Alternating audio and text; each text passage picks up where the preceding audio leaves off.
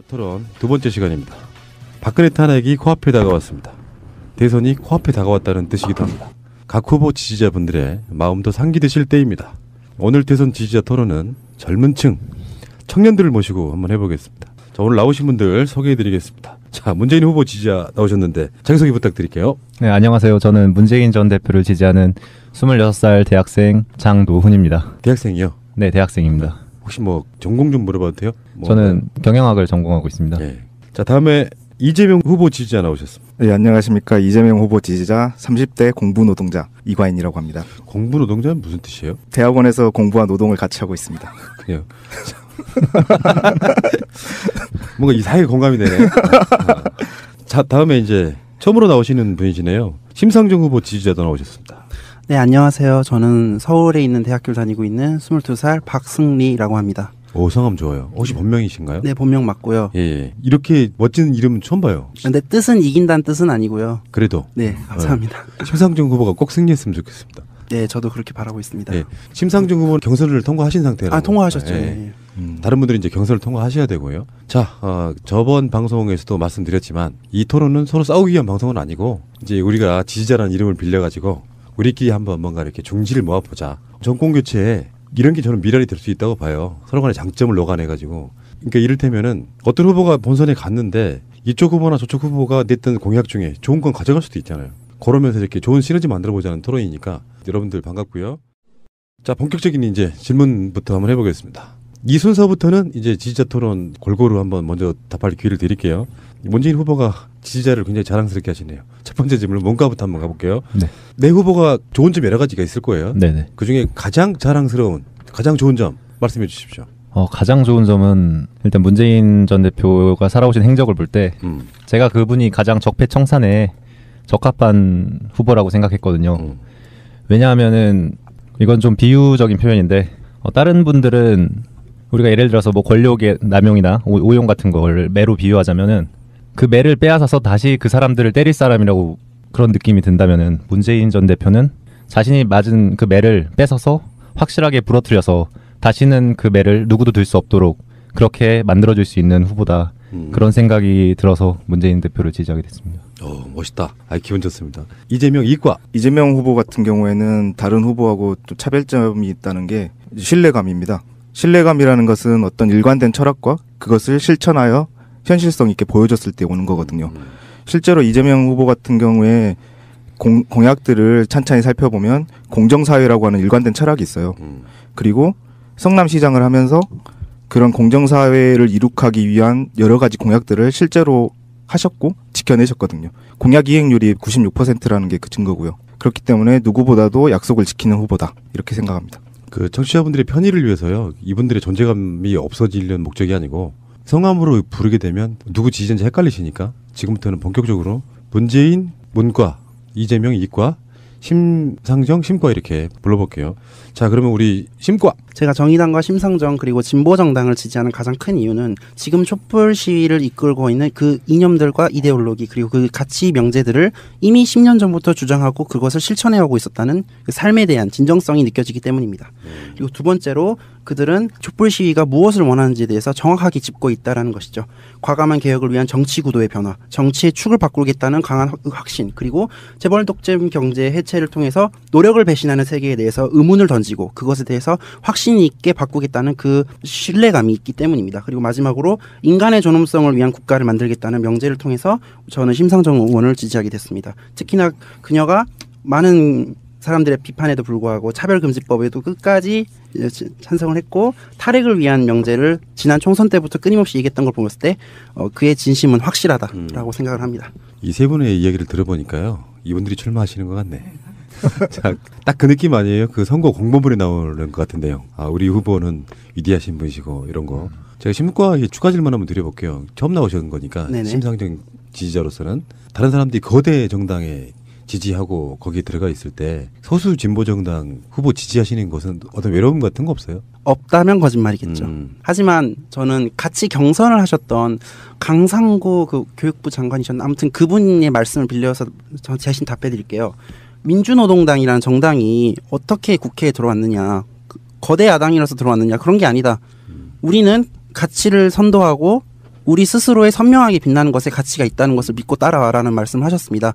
물론 그분은 이제 심상정 후보하고 이제 대결해서 지셨지만 그분의 말씀처럼 진보 정당을 지지한다는 것은 단순히 정당을 지지한다는 것이 아니라 이 사회의 변화를 어떻게 이끌어 나갈 것이냐라는 삶의 철학의 명제이기 때문에 저는 자부심이 있습니다. 야, 잘 나오셨네. 저번 내가 방송 패널로 꼭 쓴다 내가. 아우 감사합니다. 소수가 된다는 게 이렇게 쉬운 건 사실 아니고요. 정말 격려를 많이 해드리고 싶고 분위기 좀 풀어드리기 위해서 정권이 바뀌어서 누구로든 바뀌면은 정의당의 스탠스가 굉장히 중요해집니다. 정의당이 개혁을 막 요구해줘야 새누리당, 자유당과 싸울 수 있는 명분이 생겨요. 그런 측면에서 사실은 정의당은 조금 더 커질 필요가 있고요. 예를 들면 지금 바른정당하고 국민의당이 이렇게 30-40석 이렇게 야당으로 있잖아요. 정의당도 한 20석 정도 있는 원내 교섭단체가 되면 싸우기가 좀 편하고 좋을 거라고 저는 생각이 들어요. 물론 정의당이 만만치는 않을 겁니다. 무조건 협조만은 안 할 거라고 생각이 들고요. 자, 제일 기대하는 시간 중에 하나예요. 내가 지지하는 후보의 단점. 저희 이 시간에는 시간 제약을 안 둡니다. 다른 건 다 좋은데 이런 점들은 좀 고쳤으면 좋겠다 하는 거. 근데 너무 막 뻔한 이야기 하시면은 사람들이 재미없어 하니까 그래 나도 그렇게 느꼈는데 차마 말을 내가 못했다 하는 거를 본인들이 해주시면 욕을 안 먹어요. 저는 그 지점에서 한번 꼭 들어보고 싶은 건데 이제는 이거부터 시작하겠습니다. 제가 이재명 후보를 좋아하는 이유 중에 하나가 선명성인데요. 이재명 후보가 선명성에 있어서는 훌륭합니다. 그런데 문제는 그 선명성이라는 게 반드시 센 발언으로 나타나는 것은 아니거든요. 센 발언을 사용하지 않고도 얼마든지 자신의 정책과 어떤 비전에 대해서 선명성을 드러낼 수가 있어요. 그런데 이재명 후보는 너무 발언이 세요. 저는 그게 굉장히 큰 단점이라고 생각합니다. 실제로 전에 TV조선에서 집안 문제에 관련해서 이제 약간의 왜곡된 보도를 했을 때 그거에 관해서 반론을 펼치는 기자회견을 연 적이 있습니다. 그때 저라면 이렇게 했겠어요. TV조선의 악의적인 왜곡된 보도에 대해서 강력하게 대응하겠다. 법적인 조치를 취하겠다. 이런 정도만 해도 좋았을 텐데 TV조선을 폐간시키겠다라고 얘기를 했거든요. 그런 발언들이 굉장히 그 지지자들 사이에서는 뭐 사이다다, 시원하다 이런 반응을 얻을 수도 있지만 확장성을 노리는 측면에 있어서는 굉장히 안 좋은 그 수였다 이렇게 생각을 합니다. 이재명 후보가 발언이 센 것이 이재명 후보가 만약에 SNS를 통해서 자주 이렇게 소통을 하지 않는다면 크게 문제가 되지 않을 수도 있는데 이재명 후보의 스타일이 SNS를 통해서 많은 발언들을 하고 소통을 하는 스타일이기 때문에 더욱더 이런 센 발언에 대해서 주의해야 한다고 생각합니다. 글쎄요, 그것밖에 없어요? 그 양반 단점이? 나머지 다 이뻐 보이시는구나. 그러네요. 자, 다음은 우리 심가라고 하겠습니다. 저희 후보님의 가장 큰 단점을 꼽으라면 역시 지지율입니다. 냉철하게 말해야 합니다. 정치는 결국 현실이며 권력 싸움입니다. 지지율이 낮다는 것만으로도 비판받을 자격은 이미 있다고 생각을 하고요. 두 번째로 과연 정의당이 그들이 말하는 진보 정치의 이념을 실천하고 있는 정당인가에 대해서 저도 지지하긴 하지만 비판합니다. 사실 엄밀히 말하면 정의당의 상임대표십니다. 상임대표신데 본인이 후보로 나오셨어요. 뭐 이건 이해를 합니다. 소수 정당이다 보니까 그리고 본인이 가장 유명하니까 나올 수는 있어요. 그러나 본인이 꼭 경선에 나와야 했을까? 이런 생각도 듭니다. 즉 본인이 아니더라도 새로운 유망주를 이제는 대선에 내서 매스컴에 때린다면 그것 자체로도 이미 이슈가 되기 때문에 정의당의 지지율이 올라갈 수도 있었습니다. 이건 정치공학적으로도 심상정 의원님께서 욕심을 부린 것이 아닌가라는 비판을 좀 하고 싶고요. 세다 세. 그리고 세 번째로 이재명 시장님 지지자분께서 나오셔서 말씀드린 건데 선명성이 없어요. 이재명 시장님보다도 선명성이 없다는 점이죠. 이건 아까 이따가 말씀드릴 건데 그 공약 중에 부러운 거 뽑으라고 질문지 보내주셨잖아요. 그거 이제 이재명 시장님 거랑 문재인 이제 전 대표님 거 보면서 정의당이 정말 좋은 정책 많은 거 느끼면서도 동시에 부족한 게 있다라는 걸 많이 느꼈거든요. 원내 유일 진보 정당입니다. 녹색당, 노동당, 민중연합당이라는 정말 훌륭한 원외 진보 정당들이 원망을 할 정도로 선명성이 약하다는 건 큰 문제입니다.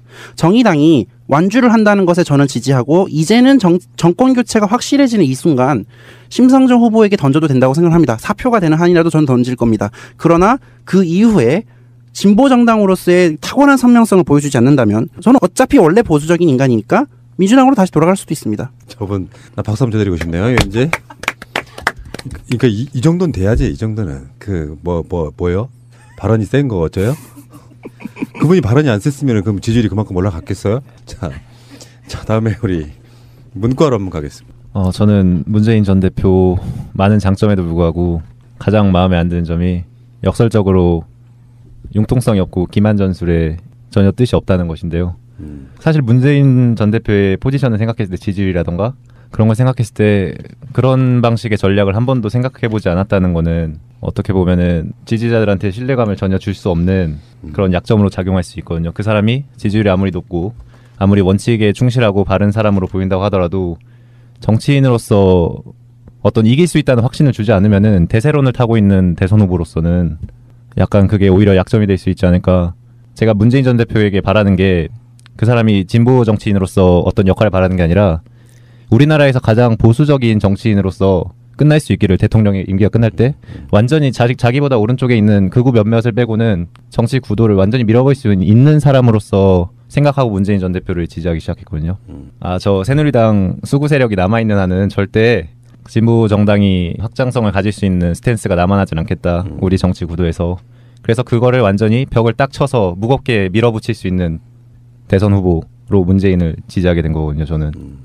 그런데 그런 면에서 믿음을 전혀 거의 주지 못한다? 그런 지지율임에도 불구하고 패권이라고 비난받고 있으면서도 전혀 그렇게 강력한 모습을 보여주지 못한다는 게 대세론을 타고 있는 후보로서 매우 약점이 아닌가 생각합니다. 그것 빼고는 다 좋다. 뭐 이런 의미도 되는 거죠. 근데 그 문재인 대표에 대해서 너무 정보량이 많아요. 언론이나 이런 데서. 그래서 허위 정보도 많고 그 정보량에 비례해서 그래서 무엇을 가지고 판단해야 되는지 어려워질 정도로 지지자로서 정보량이 많거든요. 그래서 저는 그냥 개인적으로 느끼는 이런 정치인에게는 이런 역량이 필요한데 그것이 없어서 그것이 가장 치명적인 단점이다. 제가 지지하는 후보로서. 그래서 그걸 말씀드린 겁니다.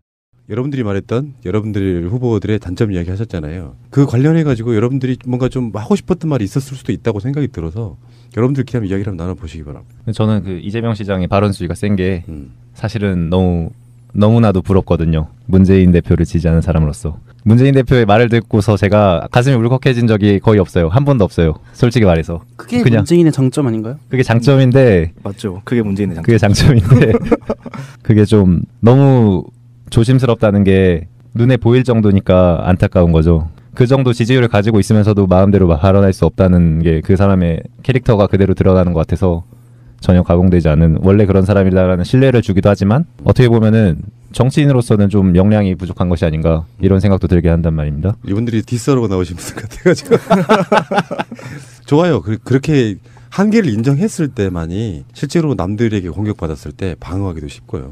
완벽한 사람 만들려고 하면 사실 그건 종교죠. 그러함에도 불구하고 더 다른 매력 때문에 좋아할 수밖에 없는 사람이라는 이야기가 더 설득력이 있거든요.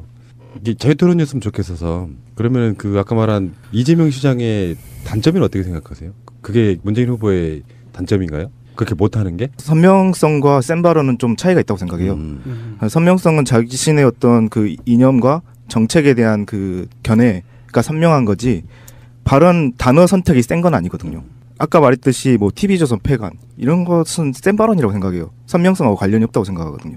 얼마든지 부드러운 단어 선택으로도 TV조선이나 어떤 수구 언론에 대한 불만을 표현할 수가 있어요. 그런데 그런 면에서 있어서 저는 문재인 후보가 신중한 단어 선택과 의견 표명 이런 것들이 좀 필요하다고 생각해요. 이재명 후보한테도. 부러운 측면이다. 예. 근데 이게 동전의 양면 같은 거라니까요. 이재명 후보가 그렇게 선명하게 발언 안 했으면, 세게 발언 안 했으면 지금 지지율 안 나오죠. 문재인 같은 스탠스였다면 대선 후보에 없을지도 몰라요. 문과들이 이재명 시장을 비판하는 지점도 사실은 그런 거랑 연관이 맞닿아 있는 건데, 그래서 제가 항상 방송으로 저희들 새날 방송에서 그런 얘기 하잖아요. 문재인은 문재인다운 게 맞고 이재명다운 게 맞다. 그러니까 이거 황금 분할이 이루어진 거다, 저는 그렇게 생각을 하거든요. 근데 이제 심상정 후보 지지자 입장에서는 그것도 저도 아닌 게 불만인 거잖아요. 그렇죠. 일단 저희 같은 경우는 이제 OBS 뉴스엠이라는 프로그램에 나가셔서 말씀하신 건데요. 보도 비율이 0.8%밖에 안 된다고 하는 겁니다. 지금 이 전국에서. 불공정의 원형질이 정치라는 것이 진보정당 지지자들의 불만이겠지요. 그리고 문재인 후보와 이재명 시장 이제 두 분 지지자들 간의 싸움을 볼 때마다 느끼는 거지만 이 싸움 자체가 결코 부정적이지 않아요. 민주당이 파이를 키우는 거거든요. 어떻게든. 그리고 그걸 경쟁자들끼리 하는 게 아니라 지지자들끼리 한다는 건 그 자체로 토론의 시작이거든요. 근데 토론도 그러니까 정치라는 걸 가만히 지켜보다 보면 상대방이 없으면 절대 크지 못해요. 정치라는 건 원수를 사랑해야 살아남는다는 거죠. 정치는. 근데 정의당은 원수가 없어요. 심상정 후보가 원수를 만들지 않아요. 저는 솔직히 지난 총선 때 좀 불만이었던 게 뭐냐면 국민의당이랑 문재인 이제 그러니까 민주당을 지지하시는 분들이랑 이제 국민의당을 지지하시는 분들이 많이 싸웠잖아요. 근데 정의당이 거기 꼈었어야 했다라는 거예요. 정의당이 새누리당이 무서워서 가만히 침묵했는데 그러면 안 됐거든요. 물론 무조건적으로 싸움을 걸어야 한다. 무조건적으로 센 발언해야 된다. 다른 후보 공격해야 된다. 이런 뜻이 아니고요. 지금 불공정한 운동장이다라는 말에 저도 적극 동감을 합니다만 이제 정의당도 정책으로 승부하는 거 좋은데 좀 탁월하게 접근해야 되는 거 아니냐라는 불만이 좀 많죠. 이게 대표적인 게 뭐냐면 이제 공식 사이트나 블로그 같은 데를 많이 조사했어요. 이번 이 토론에 오기 전에 왔는데 벌써 티가 나는 게 뭐냐면 이제 막 저희 사이트는 2페이지밖에 없고 공약을 보려면 너무 불편한 거예요. 근데 이제 문재인 같은 경우는 링크 타고 들어가면 다 정리돼 있고 이재명 시장님 같은 경우는 본인 일기처럼 쓰셨더라고요. 이런 게 돈이 많이 드는 건가? 그런 생각도 많이 해요. 저분이 지금 심상정님 디스하려고 나오신 거예요? 그건 아니에요. 그건 아니고요. 이따가 자랑할 기회를 드릴게요. 정말 많아요. 네. 이건 자유토론이 안 되는 것 같고요. 그럼 다른 제2안 B플랜 드릴게요. 안희정에 대한 정말 할 말 많아요. 여기 한 10분 드리겠습니다. 네. 진짜 제가 진짜 안희정 지사는요. 제가 하나만 말씀드릴게요. 그러다 큰 코 다쳐요. 큰 코 다칩니다, 진짜. 이미 다친 것 같아요. 네, 대연정이라는 말을 꺼냈어요. 자, 대연정이라는 말 진짜 얼마나 이게 심각하고 무식한 말인지 진짜 우리 하나만 다 따져야 되는데요. 그러니까 우리가 보통 연정이라는 개념을 한다면 연립정부라 생각을 하는 거잖아요. 짧게 그냥 다 아시겠지만 이제 청취자분들을 위해서 조금만 정리하자면 독일을 예를 들자면 사회민주당이 집권을 했을 때 연정을 한다면 그 사회민주당이랑 비슷한 색깔이 있는 다른 정당부터 하는 거지 바로 그 보수 정당이랑 연합하는 게 아니잖아요. 이제 만약에 민주당이 연정이라는 걸 선택을 한다면 처음에 국민의당, 정의당 그리고 바른정당 순으로 가야 되는데 시작부터 이제 새누리당 내에서도 개혁의 의사가 있는 사람이 있다면 연정을 하겠다는 식으로 말을 해버리면 새누리당 청산을 원했던 촛불 시민들의 의견은 어디로 간 것이며 안희정 지사는 지지율을 올리기 위해서 대의를 벌일 것인가. 정치가 아무리 현실적이라고 하지만 이상을 벌이는 순간 그건 직업이 됩니다. 본인이 그렇게나 싫어하는 그 직업 정치의 끝이 본인의 섬겼던 주군의 끝을 봤음에도 불구하고 그렇게 말을 하겠다? 큰 코 다칩니다, 진짜.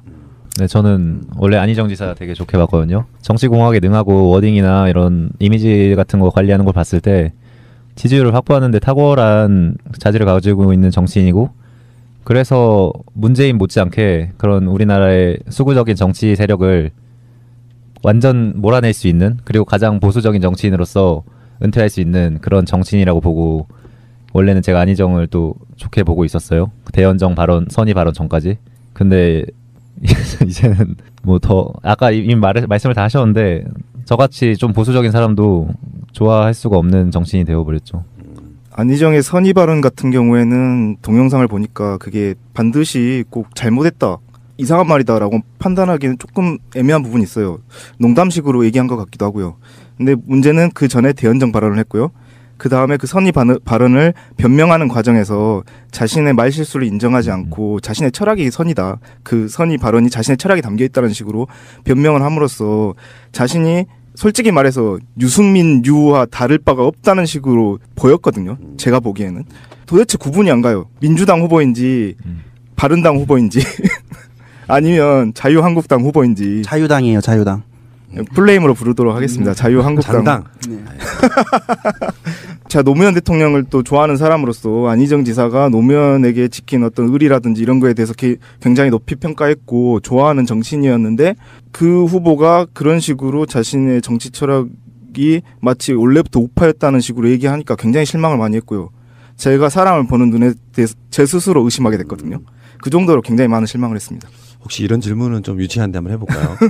세 분 중에 노무현 대통령 싫어하시는 분 있어요? 노무현 대통령의 저는 변호사 노무현 정말 존경하고요. 인간 노무현 정말 존경하지만 노무현 정권이 싫어요. 그러니까 여기서 싫다는 것은 자유당이 문재인을 보고 싫어한다 이런 느낌이 아니고요. 결국은 국민의 정부 참여정부가 신자유주의의 선봉자 아니었냐라는 비판점이죠. 이거는 비판인 거기 때문에 정치인 노무현에 대한 비판으로 이해해 주셨으면 좋겠습니다. 예. 딱 결이 그대로 나오는 게 뭐냐면은 두 분 노무현 대통령 좋아하시죠? 우리 방송에서 나왔던 이야기이기도 한데 이를테면은 어쩌면 또 다른 방식의 노무현을 문재인으로 만나고 이재명으로 만나는 게 아닌가 싶어요. 네, 저는 그렇게 생각하고 있습니다. 예, 저도 마찬가지로 그렇군요. 생각하고 있습니다. 알겠습니다. 확실히 그런 건 있어요. 이 사회자가 말이 많아질 수밖에 없는 토론입니다. 굉장히 짧아요. 답들이 보통 이렇게 전문가들 나오셔서 인터뷰를 하면은 어쩔 때는 질문 딱 던져놓고요. 5분 동안 놀아요. 말 다 할 때까지. 1분을 못 넘기시는구만. 인간적인 이야기를 한번 들어보고 싶어요. 물론 사람마다 무슨 뭐 이렇게 어느 날 갑자기 드라마처럼 뭐 하나 보고 반해가지고 뒤에 아우라 보고 뿅 가고 이러는 건 드라마 같은 이야기지만 내가 살아오면서 그 사람을 좋아하게 되긴 결정적인 한 장면. 이런 질문을 제가 미리 드렸거든요. 준비 오신 분부터 이번에는 순서 없이 한번 해보시라고요. 저는 두 가지가 있어요.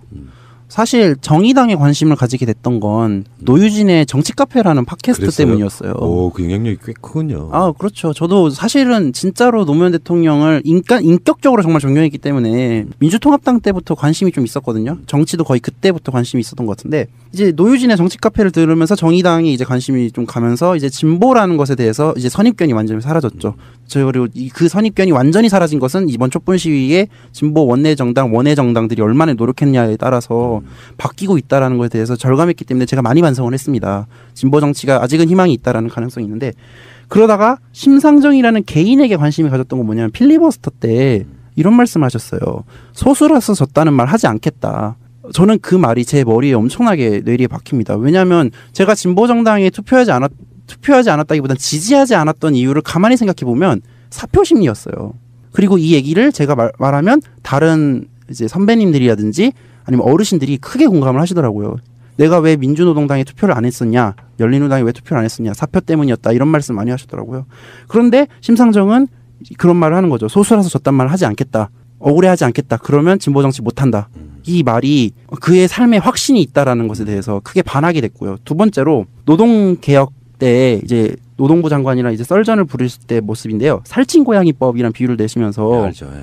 월급 200만 원도 못 받는 940만 노동자가 한국에 있다. 이 노동자들 어떻게 할 것이냐는 질문을 사자후를 내리더라고요. 아까 제가 심상정 후보의 단점이라고 욕했던 거랑 약간 대치되는 걸 수도 있겠지만 정말 소수 정당임에도 불구하고 이거를 울면서 참고 끌고 간다는 거는 포기할 수 없게 하는 묘한 매력이 있거든요. 저는 거기서 심상정 후보를 지지하게 된 것 같아요. 물론 심상정 후보 말고도 훨씬 더 진보적인 후보들이 외 정당에 많아요. 제가 정의당의 한계에 대해서 얘기하자면 사실 민감한 주제라서 얘기를 안 하려고 했는데 원외 정당이 싫어해요. 녹색당, 노동당, 민주연합당을 지지하는 사람들이 정의당을 싫어해요. 그러니까 정의당이 진보 유일 원내 정당이고 어떻게 보면 기득권, 진보 기득권 정당인데 전혀 영향력을 못 하거든요. 그럼에도 불구하고 이 상황에서 이 다 흔들려가는 촛불을 끌고 가려고 하는 그 대표의 심상정 대표의 모습에 너무 멋있다라는 생각을 많이 하게 됐어요. 역을. 네. 아 근데 여성이 아니더라도 근데 이제 본인께서 이제 슈퍼우먼이라는 말을 굉장히 싫어하시기 때문에 그래요? 네. 그러시구나. 1호 공약이 슈퍼우먼 방지법이거든요. 그래. 네네네. 이재명 후보 같은 경우에는 저는 원래 민주당 전통적으로 이제 어렸을 때부터 민주당을 지지해야 되는 걸로 알고 자라왔거든요. 광주에서 태어나서. 그래서 딱히 어떤 특정 후보를 지지한다라는 것이 없이 민주당에서 후보가 나오면 그 사람 지지한다. 라는 식으로 생각하면서 살아왔어요. 이번에도 마찬가지였는데 다음 대선은 문재인 후보가 나오겠지 민주당에서. 그럼 문재인 후보 찍어야지. 이렇게 생각하면서 살고 있었거든요. 근데 작년 가을이었을 거예요. 작년 가을이었는데 백남기 농민 그 장례식장에 조문을 갔다가 지인을 만나서 이재명 후보를 지지하는 지인을 만나서 같이 토크 콘서트에 가게 됐어요. 토크 콘서트에 갔는데 이재명 후보께서 마지막에 토크 콘서트 마지막에 연설을 하시면서 국민혁명의 폭풍 속으로 뛰어들겠습니다. 라는 딱 말씀을 딱 하시더라고요. 그때 저 사람에 대해서 한번 관심을 가져봐야 되겠다. 그때 처음으로 제가 그걸 느꼈거든요. 그리고 그 뒤로 이제 제가 스스로 이재명 후보에 대해서 찾아보기 시작했어요. 그랬더니 이 사람이 성남시장으로서 실제로 자기가 한 공약을 96%나 지켰다고. 그리고 여러 가지 정책의 성향을 봤을 때 기본소득이라든지 뭐 공공의료라든지 이런 것들이 제가 생각하고 있는 추구하고 하는 바하고 굉장히 합치되는 면이 있고 특히 이재명 시장 같은 경우에 처음 정치를 시작하게 된 계기가 공공의료 때문이라고 하더라고요. 2004년도에 이재명 시장이 그때는 정치인이 아니었죠. 인권 변호사 있고 시민운동가로서 이제 주민 발의제를 통한 공공의료를 실현시키고자 노력을 했는데 단 47초 만에 수년간 준비해온 주민 발의가 폐기가 되는 그런 상황에 직면하고 나서 스스로 내가 현실 정치에 뛰어들어야 되겠다라고 생각하셨다고 하더라고요. 그래서 그게 그렇게 생각하는 것으로 끝나는 게 아니라 10년이라는 세월을 끝까지 끊임없이 도전을 해서 실제로 그 공공의료 성남시립의료원을 현실화시키셨어요. 지금 올해 준공된 것으로 알고 있거든요. 그런 측면을 봤을 때 이 사람은 정말 믿어도 되겠다라고 생각하게 됐죠. 그렇군요. 예. 저는 사실 문재인 전 대표를 지지하게 된 지가 얼마 안 됐어요. 저는 원래 민주당 아무나 좋다라고 생각하고 있었다가 이재명도 좋고 안희정도 좋다 생각하고 있었는데 역선택 우려, 그 경선룰 확정된 다음에 확실히 문재인한테 몰아줘야겠다라는 생각을 하고 나서 문재인을 지지하게 된 사람이고, 솔직히 정책으로 봤을 때는 심상정 후보의 노동정책이나 이재명 시장의 사학비리 청산하겠다 혹은 공공육아 공공의료 이런 데 더 마음이 가는 편이에요. 제가 경영학을 전공했음에도 불구하고. 사실 그래서 문재인 전 대표에 대한 기억이 중학생 때 찾아봤을 때 고등학교 나온 대통령 밑에 경희대 법대 나온 사람이 비서실장 할 수 있는 시대가 됐구나 이런 생각을 했던 것. 그리고 나서 노무현 대통령 돌아가셨을 때도 문재인이라는 사람에 대한 인식이 별로 없었기 때문에 노무현 대통령이 돌아가셨다는 것만 딱 각인됐었고, 2011년쯤 됐을 때 한번 또 그 사람이 다시 정계에 나와서 저런 사람이 있었구나 하는 생각을 하고, 2012년 4월에 총선 결과를 보면서 한번 좌절을 했죠. 그때 새누리당 의석수를 보면서 좌절하고, 그리고 문재인 전 대표한테 투표를 했었는데 2012년에 저 사람 지는 걸 보면서 저 사람은 결국 끌려 나온 사람답게 이기는 모습을 보이지 못하는구나, 확실하게 저 사람들과 대결하겠다는 의지를 보이지 못하는구나 라는 생각을 하고 나서 잊고 있었어요. 그 경선룰이 확정되기 전까지.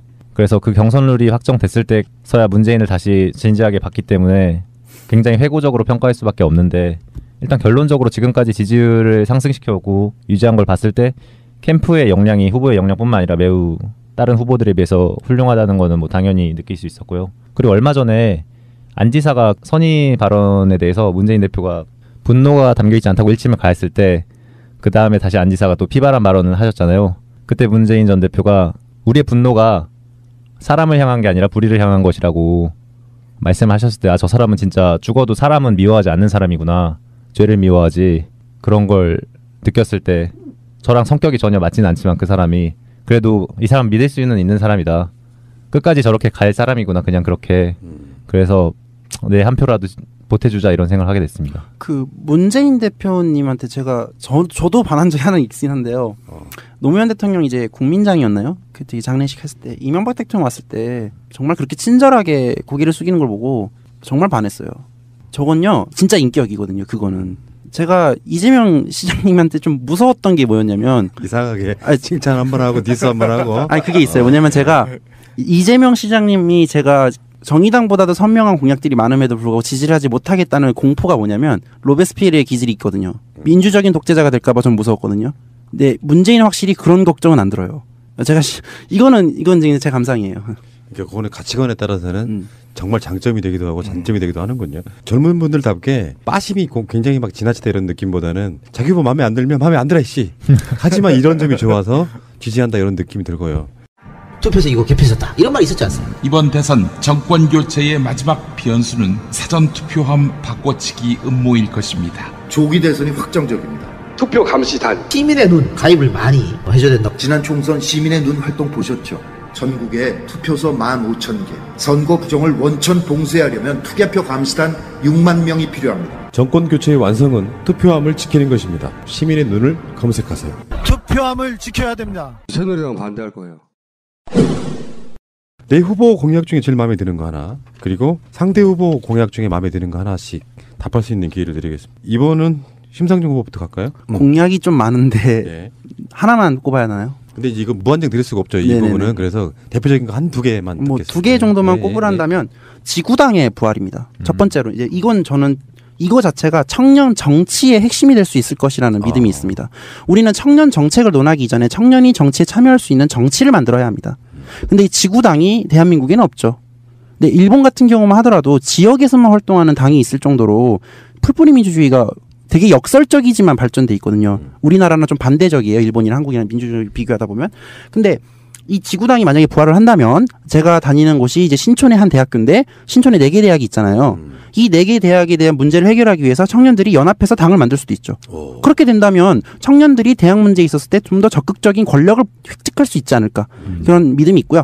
꼭 이 지구당이라는 것 자체가 가지고 있는 특장점이 뭐냐면, 이 성경 구절을 빌리자면 나는 너희에게 검을 주러 왔노라라는 표현이 될 수 있죠. 즉 진짜 힘이 없는 사들에게 검을 줄 수 있는 기회가 될 것이다 라는 믿음이 있고요.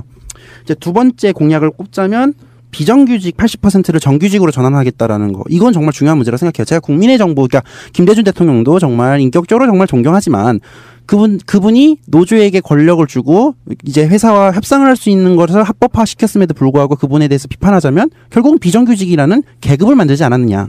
이 문제를 이제는 청산해야 된다. 이거를 대놓고 설명을 했죠. 그리고 이 정의당의 슬로건, 노동이 있는 민주주의를 실천하기 위해선 비정규직이란 계급을 아예 없애버려야 한다. 우리 노동 앞에 모두 평등한 대한민국을 만들기 위해서 이 공약은 무조건 반드시 지켜질 것이고 이 공약을 내놨다는 것에 자랑스럽습니다. 근데 재반론 한번 해보면은 네네. 지구당은 돈 문제 때문에 없어진 거거든요. 원래 그렇긴 존재하고 하죠. 있다가 가장 돈 없어 보이는 진보정당에서 그것을 부활하자고 하니까 사실 이중 구조가 좀 있기는 해요. 지구당이 부활해야 되는 이유는 사실상 지구당이 있어요. 지역위원회라고. 근데 그게 비공식적이기 때문에 옥상 옥 같은 게 돼버린 거예요. 차라리 그럴 바에 이 부활하는 것도 전 나쁘지 않다고 보는데요. 정치적인 비용을 없애기 위해서 뭐 예전에는 정당의 빌딩 하나를 통째로 쓰고 거기에 사무실이 따로 있고 국회에 들어가면 따로 있는데 그걸 국회 중심으로 하자 그래서 웬만한 건 다 국회 들어가서 회의하고 국회 들어가서 기자회견하고 이런 식으로 바뀌었거든요. 비용 문제가 있는데 어쨌든 뜻밖인데 굉장히 날카로운 저는 공약이라고 보네요. 자, 그러면 그 다음에 문과. 저는 문재인 전 대표 공약을 하도 많이 발표하셔가지고 이미 캠프가 많이 구축되고 네. 그래서 기억에 남는 공약 딱 하나만 말씀드리면은 찍매 국가 책임제 이거 정말 많은 표를 획득할 수 있는 전략적인 공약이다 생각했어요. 왜냐하면은 일단 기본적으로 대통령이 되기 전에 선거에서 쓰는 공약은 결국은 득표를 위한 공약이잖아요. 그런데 그런 의미에서 가장 전략적으로 유효한 공약을 내세우는 게 대세론을 이끌고 있는 후보로서 중요하다고 봤는데 딱 문재인 후보를 가장 지지하지 않는 노년층을 상대로 굉장히 현실성 있는지 모르겠어요, 솔직히 경제학적으로. 그런데 굉장히 사람의 마음을 끌 수 있는 공약을 내놨다는 점에서 문재인 후보가 약간 정치인으로서 옛날보다 상당히 성장했구나 이런 생각을 했거든요. 그 공약을 보면서. 근데 치매라는 게 사실 저도 겪어본 적은 없어요. 저희 가족 중에 치매를 겪으신 분이 상당히 그때는 제가 이미 아직 어린 나이였기 때문에 그런 걸 경험해 본 적은 없지만 친구들의 경험이라던가 주위 사람들한테 들은 얘기를 들었을 때 그게 정말 가정을 파탄으로 몰아갈 수 있는 그런 크나큰 거의 재앙과도 같은 한 가족에게 그런 문제가 될 수 있구나 그런 인식은 가지고 있었거든요. 그 공약을 보기 전에. 그래서 그 공약이 나왔을 때 굉장히 박수를 쳐주고 싶었고요. 사실 다른 공약은 정말 심상정 후보의 공약이나 이재명 시장의 공약에 비해서 제 마음에 와닿는 게 없기 때문에 이 정도밖에 말씀드릴 수 없을 것 같습니다. 18대 대선 때 의료비 100만 원 상한제 같은 그런 공약들이 있었거든요. 실제로 제가 보면 문재인 후보는 그런 쪽에 관심이 많습니다. 대선 아젠다라는 게 이제 민주와 반민주에서 이렇게 넘어가면은 그런 실생활에서 뭐가 가장 임팩트 있는 공약이 될까 공약들을 되게 연구 많이 해서 나오는 결과들 중에 하나예요. 그 실현 가능성이 좀 있다고 다른 그 정권교체 싱크탱크 같은 방송에서 나름 검증해서 얘기가 좀 나오는 부분이 있어가지고 자 그러면 이거로 가겠습니다. 이재명 후보 공약 중에서도 하나를 꼽자면 역시 기본소득이 아닐까 합니다. 19세기에는 노예 해방, 20세기에는 투표권 확대와 같은 그 시대를 관통하는 아젠다가 있었다면 저는 21세기에는 기본소득이 그 자리를 차지할 거라고 생각하거든요. 실제로 이제 인공지능 같은 것들이 발달하면서 일자리가 줄어들고 있어요. 세계 경제 포럼 같은 데서 일자리의 미래라는 보고서에 따르면 인공지능 때문에 200만 개의 일자리가 새로 늘어나지만 710만 개의 일자리가 줄어든다고 하거든요. 그리고 그 추세가 지속될 것이다. 이런 보고서가 있어요. 그렇게 되면 일하고 싶다고 해서 일할 수 있는 사회가 아니게 되는 거거든요. 그렇기 때문에 단순하게 저소득층을 도와준다는 구제한다는 개념에서 복지를 넘어서서 이렇게 새로운 그 경제 패러다임을 대비하는 어떤 수단으로서 기본소득의 도입이 필요하다. 이런 입장이고요. 그래서 이재명 후보의 기본소득 그 공약을 보면 토지 배당으로 연간 30만 원, 그리고 생애 주기별로 연간 100만 원, 그 다음에 특별 배당으로 농어민 또는 장애인에게 또 연간 100만 원 이런 식으로 이미 구체화가 되어 있고요. 그 다음에 그 배당을 위한 기본소득을 위한 재원 마련까지도 이미 구체화가 되어 있습니다. 보면 우리나라 같은 경우에는 2014년도 기준으로 GDP 대비 복지 지출이 10.4%예요. 이게 이제 OECD 기준에서 보면 평균의 절반도 안 되고요. 꼴찌에서 두 번째거든요. 얼마든지 복지 지출을 늘릴 수 있는 여지가 있어요. 그렇기 때문에 그러한 전제 조건 하에 우리가 이제 국가 예산을 구조 조정을 해서 한 7% 정도를 추가로 마련을 하고 기본소득 예산으로 배정을 하고 그다음에 토지보유세를 추가로 목적세로 걷어서 총 국가 예산의 7%인 28조, 그다음에 토지보유세 15조 정도를 이렇게 마련을 하면 지금 방금 말씀드린 그 생애 주기별 배당, 토지 배당 등을 전부 해결할 수가 있거든요. 이렇게 이미 재원 마련까지 구체화되어 있다는 점에서 굉장히 매력적인 공약이라고 생각합니다. 보편적 복지라는 것이 이제 새로운 아젠다로 떠오르고 있는데요. 일단 우리나라에서 취하고 있는 복지 제도는 대부분 선별적 복지잖아요. 선별적 복지를 하기 위해서는 복지를 받아야 될 대상을 우리가 선별을 해야 되고요. 그 과정에서 굉장히 많은 국가 예산이 들어가고요. 그 다음에 본인이 또 그걸 증명을 해야 돼요. 그 본인이 그걸 증명하는 과정에서 인간성이 굉장히 큰 타격을 받거든요. 그런 측면도 있고요. 그래서 보편적 복지를 하면 일단은 그런 측면을 일정 정도 해소할 수가 있어요. 그리고 보편적 복지를 할 경우에는 저소득층만 복지를 받는 게 아니라 중산층 이상도 복지를 받게 되거든요. 그럼 자신이 복지의 대상이 되는 거예요. 중산층 이상도. 그렇게 되면 조세를 부담하는 거에 대한 저항이 줄어들게 됩니다. 예. 그래서 전체적인 복지 예산을 늘릴 수가 있고요. 보편적 복지, 기본소득제는 일종의 이제 보편적 복지하고 연관이 되어 있는데, 이런 보편적 복지는 단순히 저소득층을 구제하는 것을 뛰어넘어서 이제 앞으로 다가올 새로운 그 경제 그 패러다임에 맞춰서 새로운 성장 모델로서도 분배가 아닌 성장 모델로서도 꼭 필요하다고 생각합니다. 예. 국가는 경제 규모는 커졌고 잘 사는 나라가 됐는데 우리는 세금을 내고 있고 그런데 일자리를 못 만들어요. 그렇죠. 그러니까 국가가 우리가 낸 세금에서 일자리를 못 만들어 주는 만큼 국가에서 그 돈을 내줘야 된다는 거죠. 그 원리가 기본적으로. 일자리가 없으면 굶어 죽어야 되는 상황인 거잖아요. 기본소득 자체를 우리나라의 개념 자체, 정부 차원에서 지방정부라도 가장 먼저 꺼내 들었던 이재명 시장은 아마 그게 나중에 다음 대선 아젠다에서는 아마 모든 국민에게 한 달에 얼마씩이라는 분명히 그런 아젠다가 나올 수 있다. 이렇게 보는 그런 공약이고요. 내가 지지하지 않지만 현재는 이렇게 문이과, 심과로 나왔지만 정말 그 공약 하나만큼 부럽더라 하는 공약 하나씩만 말씀해 보십시오. 그 심상정 후보의 공약 1호가 아까 말씀하셨는데 슈퍼우먼 방지법이거든요. 처음에 저 그 공약의 이름을 봤을 때 슈퍼우먼 좋은 말인데 왜 방지해? 이렇게 생각을 했었어요. 근데 그 공약을 찬찬히 뜯어보니까 와닿는 게 우리나라의 여성들이 지금 맞벌이를 하게 되면서 사회 진출이 늘어났는데 그 여성들에게 슈퍼우먼이 되기를 강요하고 있는 지금 실정이더라고요. 그래서 여성들에게 슈퍼우먼이 되도록 강요하지 말자라는 취지에서 실제로 특히 육아 정책에 집중을 하셨더라고요. 생애 주기별 육아라고 해가지고 단순히 그 육아 휴직을 주는 데서 그치지 않고 아빠와 엄마가 육아 휴직을 강제적으로 할당을 받아서 할 수 있도록 하는 공약이 포함되어 있고요. 그 다음에 그 초등학생 자녀를 둔 부모들이 실제로 요즘 그 학교 현장에서 가서 보면 어머니들이 녹색 어머니에 이런 거 해가지고 막 학교 일들을 한단 말이에요. 그런데 이런 거를 하는 과정에서 직장을 가진 어머님들은 그런 걸 할 수가 없어요. 그래서 그런 것과 관련돼서 제가 정확한 워딩은 제가 지금 기억이 안 나는데 육아에서 그치지 않고 초등학생 아이를 가진 어머니에게까지 그런 혜택이 돌아갈 수 있는 그 종합적인 계획이 짜여져 있더라고요. 그래서 그게 좀 부러웠습니다. 다음 이제 심과로 한번 가볼까요? 저는 두 분께 하나씩 있어요. 그래요. 이재명 시장님께는 정말 반성을 해야 할 수도 있겠지만 노조 조직률을 30%까지 끌어올리겠다는 공약을 하셨습니다. 이거 정말 한탄해야 됩니다. 그러니까 우리 정책을 보면 정의당 정책을 보면 정말 좋은 게 많습니다. 뭐 비정규직을 정규직으로 전환하겠다. 복지임금을 월 50만 원, 연 540만 원까지 확충하겠다. 뭐 인턴제를 폐지해서 실습 교육을 개선하겠다. 그리고 뭐 프랜차이즈 가맹 점주들의 교섭권을 주겠다. 정말 좋은 게 많지만 1차원적인 원칙을 지켜야죠. 노사정 합의를 하기 위해라는 우리나라 어떤 목적이 있죠. 진보의 이념의 목적이 있다면 그에 발맞춰서 노동자들이 노조에 가입을 해야 돼요. 그리고 이거를 정말 진보 정당이라면 모든 노동자들의 노조 가입 의무화 이 정도는 내놔야 되는데 이거를 이재명 시장님께서 내놔서 정말 부러웠습니다. 물론 저희도 노조 가입률을 상승시킬 방법에 대해 정책이 있지만 이거를 이렇게 문과시켜서 광고하진 않거든요. 그 점이 좀 부럽고요. 이제 문재인 대표님께서는 이미 하셨던 공약 중에 부러웠던 건 뭐냐면 스펙 없는 이력서였어요. 그러니까 정의당도 이런 이력서의 문제, 표준 이력서를 사용 의무화하겠다 이런 말을 했지만 블라인드 테스트로 이제 면접을 보게 하자라는 건 어떻게 보면 정말 세밀한 거예요. 정치가 꼭 거대 담론만을 다룰 필요는 없어요. 문재인 이 캠프에서 나눈 이 정책은 정말 세밀하고 우리 사회가 청년들이 느끼고 있는 취업 시장에서의 굴욕감을 해소하는데 정말 좋은 정책이다라고 극찬을 드리고 싶습니다. 저분 정말 컨텐츠 많으신데요. 다 알고 있어. 이거 하려고 일주일 동안 밤새면서 공부했습니다. 네. 그러면 우리 문과로 가겠습니다. 저는 제가 살아온 삶에 비추어서 눈에 들어온 정책들이 한 개씩 있었는데요.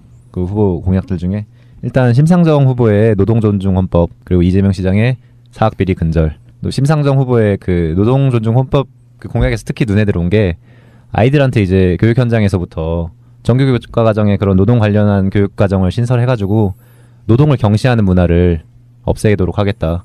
노동을 존중할 수 있는 문화를 보급하고 확산할 수 있도록 하겠다. 제가 대학에 다닐 때까지 꽤 괜찮다고 하는 우리나라에서 부모들이 보내고 싶어하는 사학을 다녔어요. 계속 어렸을 때부터 상주한 가정에서. 근데 지금 느끼는 거는 초등학교 1학년 때 학교 들어갈 때부터 선생님들 우리한테 훌륭한 사람이 되라고 가르쳤지만 그 교육과정 코스를 밟고 나서 잘 나가는 사람들은 결국 신직수나 김기춘이나 우병우 같은 범죄자, 진짜 법을 저지르고도 범법이 아니게 할 수 있는 권력을 가질 수 있는 그런 범죄자를 키우는 게 우리 교육의 목적이 아니었나. 그리고 노동자를 무시하고 노동자를 경시하고 힘으로 그런 자신들이 가진 권력을 가지지 못한 사람들을 짓누르고 그런 짓을 하고도 그냥 존경받으면서 살 수 있는 그런 사회를 우리 교육이 만들지 않았나, 그런 생각을 많이 했습니다. 최근에 특히.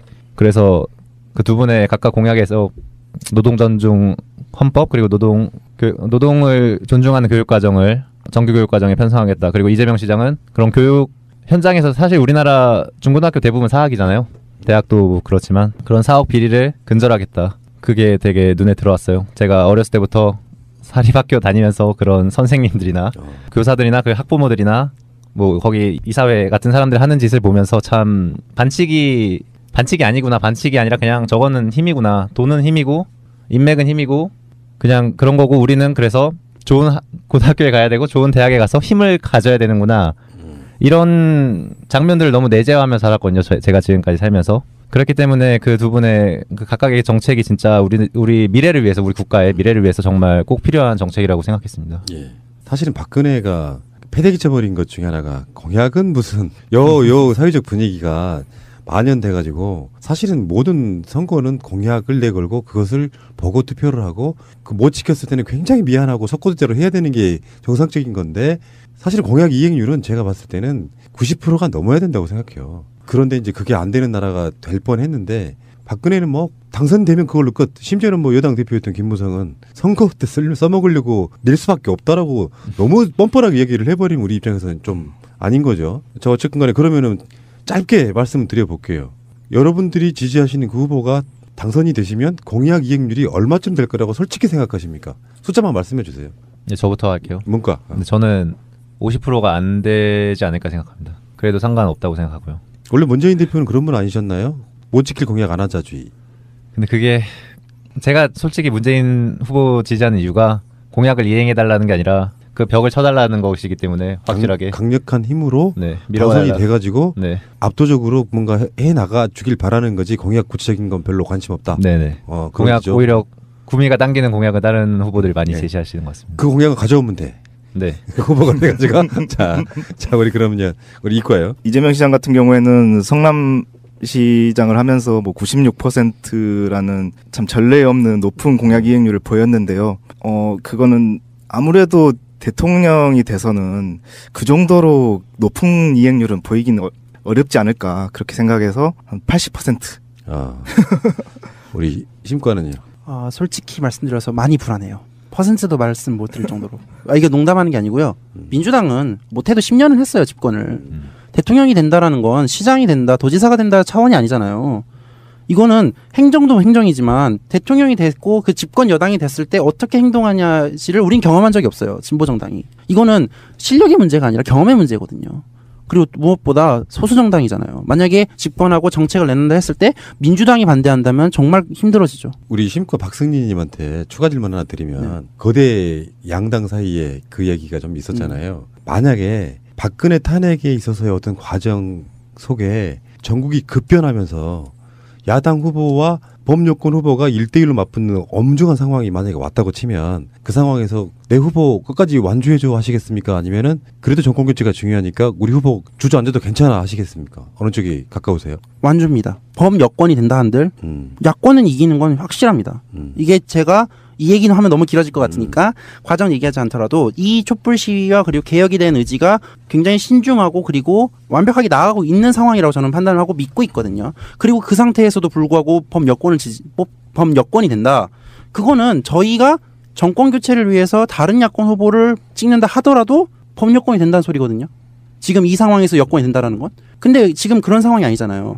제가 정의당 여기 지원할 때 정말 많은 고민을 했어요. 나 같은 뭐 지지율 3%, 8% 이것밖에 안 되는 사람의 후보가 여기 나와서 얘기를 해도 될까?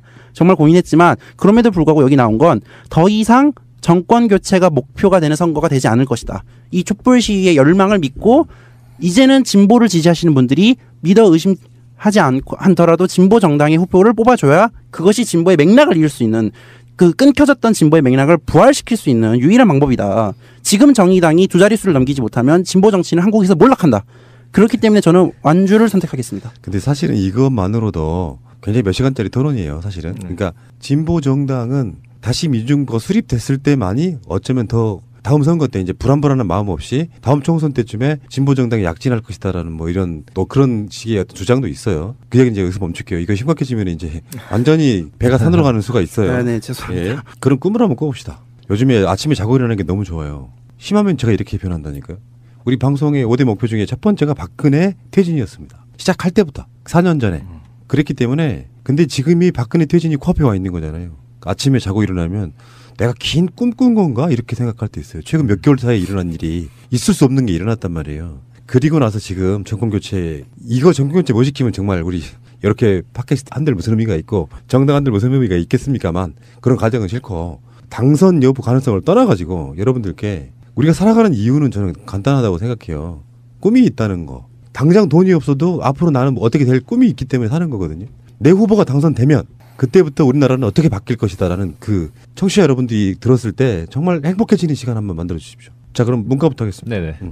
저는 정치학 전공자도 아니고 사실 정치에 그렇게 관심이 많은 사람도 아닙니다. 저는 제가 하고 싶은 일은 그냥 글 쓰면서 제가 관련된 하고 싶은 분야에 글 쓰면서 사는 거고요. 사실 저는 지금 사태에 엄청난 스트레스를 느끼고 있어요. 저는 원래 그냥 모르겠어요. 제가 자란 온 환경이 그래서 그런지 그냥 나만 잘하면은 충분히 잘 살 수 있다고 믿었고 실제로도 지금까지는 그렇게 살았고 그래서 별 관심이 없었는데 그래서 제가 가진 국가관도 매우 단순하거든요.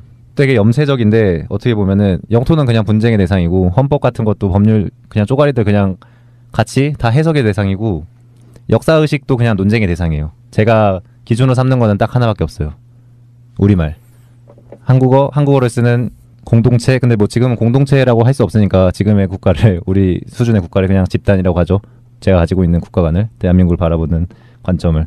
근데 그거를 문재인이 당선되면은 확실하게 약간 안정된 공동체로 만들어줄 수 있을 것이다. 그리고 내가 다시는 문재인이나 민주당 같이 좀 우파에 가까운 정치인을 지지하지 않고 마음껏 진보 정당을 지지할 수 있는 그런 국가를 만들어줄 것이다. 확실하게 수구 세력 청산하고 역사 속에 그냥 단어로만 남게 하고 그리고 나서 이제 진짜 민주당이 보수 정당으로 거듭나서 그 왼쪽에 있었던 찌그러져 있었던 진짜 그야말로 진보 정당이 어떤 활동할 수 있는 스페이스를 갖게 해줄 수 있는 대통령이 문재인이고 그렇게 대통령이 되는 과정에서도 노무현이 했던 것보다도 더 확실하게 반칙과 특권 없이 네거티브 없이 진짜 타고난 인품 그대로 그 캐릭터 가지고 저런 사람도 저렇게 순박한 사람도 저렇게 정치 공세 안 하는 사람도 대통령이 될 수 있구나 그런 선례를 만들어줄 수 있는 대통령이 될 수 있지 않을까 문재인이 대통령이 되면 그렇게 생각합니다. 문재인 대표 지지하시는 분들은 그렇게 말합니다. 부드러움 속에 강함이 있다. 그게 오히려 더 강할 수도 있다. 이런 거고요. 자, 그럼 우리 이과로 가볼게요. 예, 아까 제가 그 공약 이행률에 관련해서 80%로 예측을 했는데 사실 제 입장에서는 뭐 100% 다 지켜주시면 감사하겠죠. 근데 이재명 후보가 대통령이 됐을 경우에 공약을 이행하기 위해 굉장히 많은 노력을 할 거예요. 적폐청산을 비롯해서 재벌청산 그리고 여러 가지 복지 공약이라든지 기득권을 해체하고 친일을 청산하고 이런 것들을 시도할 텐데 그게 5년 안에 이루어지기는 어려운 일이에요. 사실 그렇잖아요. 그렇기 때문에 80%로 예측을 한 건데 아마도 장밋빛 미래를 기대하면 안 될 것 같아요. 이거는 이재명 후보가 아니라 누가 대통령이 되든 마찬가지라고 생각해요. 5년 안에 모든 것이 바뀌진 않아요. 저희는 이번에 박근혜 정부가 물러나고 새롭게 정권 교체가 되더라도 계속해서 더 나은 세상을 위해 싸워야 할 거예요. 아마. 장밋빛 미래를 그려보자고 하셨는데 제가 이런 말씀 드려서 참 죄송하고 이게 이재명 후보에게 뭐 또 마이너스가 될지는 모르겠는데 그래도 저는 솔직히 말해야 된다고 생각하거든요. 싸우고 뭐 적폐청산하는 게 장밋빛 미래 아닌가요? 뭐 그렇게 생각한다면 그게 장밋빛 미래일 수도 있죠. 적어도 이번 정부에서는 그렇게 싸우는 것조차도 힘들었으니까요. 다음 정부에서는 이재명 후보가 대통령이 되면 최소한 기득권을 청산하고 우리가 기득권이 잘못했다고 당당하게 말할 수 있는 세상이 올 것이다. 우리 심과. 저는 역사 교육과를 다니고 있어요. 역사의 입장에서 봤을 때 만약에 심상정이 대통령이 된다면 대한민국의 패러다임이 바뀔 거라고 믿고 있어요. 공약의 이행의 퍼센트에 상관없이 패러다임이 바뀔 것이다라는 것에 확신을 합니다. 프랑스 혁명에서 이제 혁명의 주체들인 시민들이 형제를 외칠 때 조선에서 공명책을 팔았거든요. 나만 잘 살면 된다. 내 가족만 잘 살면 된다. 이 이기주의, 이 기회주의, 친일 반민족 기회주의 세력들이 왜 집권했습니까? 그들이 반칙을 했고 특권을 부렸던 건 사실입니다. 하지만 그들을 유지하게 했던 그 이기적인 마인드 없다고 말을 못 하거든요. 제가 이 전국을 보면서 정말 많이 반성했던 것 중 하나가 뭐냐면 개혁해도 안 될 거다. 왜 윤치호가 배신을 했는지 정말 용납은 안 되지만 이해는 된다 싶을 정도로 한국인들의 그 기회주의적 발상이 너무나 혐오스러웠어요. 그런데 이 촛불혁명을 보면서 가능하다. 우리도 연대의 가능성을 보았습니다. 심상정이 비정규직이란 계급을 철폐하고 군인들도 인권의 가치를 느끼게 할 수 있을 만큼의 개혁을 진행하고 탈핵을 통해서 자연과 인간이 공존하는 세상. 이제는 이걸 꿈꿔도 되지 않을까. 우리도 이제 당당하게 모두가 평등하다라는 말을 누구나 가르칠 수 있고 그리고 그렇게 생각하는 것이 당연하다고 생각하는 세상. 유토피아는 아니더라도 거기를 향해서 갈 수 있다는 작은 희망을 다시 부활시키지 않을까. 심상정이라는 정말 작은 정당이 집권하는 것도 기적이지만 그리고 그들이 보여주는 정책의 비전이 앞으로 대한민국의 미래가 될 수 있을 것이라는 비전이 그가 당선되면 될 것이다. 저는 그 젊은 층들 하는 방송 따로 있거든요. 그 새날의 소외방송이라고 있는데 그분들을 좋아하는 이유도 좀 비슷해요. 이재명이 존재하는 이유와 문재인과 심상정이 존재하는 이유와 똑같은 거. 그러니까 뭐냐. 왜 나이를 먹으면 보수화 돼간다 그러잖아요. 그건 인간의 본성일 수도 있는데 그게 이제 우리나라는 어떤 느낌이 있냐면은 자이 젊은 층이 나이 먹은 사람들한테 보수적이 됐다고 욕을 하는 나라가 됐어요. 뭔가 잘못된 거죠, 사실은. 왜 그러냐면 젊은 사람이 늙은이 역할을 하면 안 돼요. 안 될 거 알면서도 나이 먹은 기득권들한테 젊은 층들이 막 외쳐줘야 되는 게 맞고요. 그래야 바뀌는 건데 여기에 이제 이렇게 들어가죠. 관리자 입장이 돼가면 회사로 말하면 중견 간부쯤 돼가면 전체적인 그 조율을 해야 되는 입장이라는 게 또 있어요. 무조건 지른다고 되는 게 아니고. 나도 방송하면서 많이 배우는데 최저 생계비를 10,000원으로 당장 올려야 된다라고 막 외쳤어요. 근데 우리가 간과한 게 있더라고요. 영세 자영업자들은 그렇게 올라가면 한 달에 또 수십만 원이 더 나가게 되는 자기 종업원들한테 그렇게 지급해야 되는 부분이 있거든요. 그런데 젊은 층은 거기에서 망설이면 안 된다는 겁니다. 젊은 층마저도 그 기득권들의 그 상황을 보고 이야기를 해버리면 바꿔줄 동력이 다 떨어져 버리는 거예요. 그래서 사회에는 만약에 문재인 대표에게 이재명이 없었다면 공약이 훨씬 더 보수화됐을 가능성이 높아요. 근데 이재명이 더 선명한 공약을 외치면 그것을 일부 수용할 수밖에 없게 되는 서로 상호작용이 있다고 저는 보고요. 마지막으로 이제 여러분들께 질문 드리고 싶은 게 뭐냐면은 온라인상에 보이는 그 심각한 지지자들 간의 싸움 여기에도 끼고라도 싶은 우리 심과까지 그나마 유력한 후보들끼리 막 싸우고 거기에서 차라리 디스라도 좀 받고 싶고 그런 온라인상의 어떤 다툼들을 어떻게 보세요? 그런 이야기를 한번 들어보고 싶어요. 허심탄회하게. 이 토론을 만든 이유이기도 하거든요. 솔직히 한번 이야기해 보세요. 이제 사석에서 문재인 후보 지지자들을 제가 만나보면 서로 이런 얘기를 해요. 이재명 후보 지지자들도 마찬가지고 이재명 후보 지지자들 측에서는 문재인 후보 지지자들 너무한 거 아니냐. 문재인 후보 지지자들 측에서는 이재명 후보 지지자들 너무한 거 아니냐. 왜 이렇게 네거티브를 하냐. 양쪽에서 같은 소리를 하거든요. 실제로 오프라인상에서 만나보면. 제가 생각했을 때는 온라인상에서 네거티브를 하는 사람은 소수라고 생각합니다.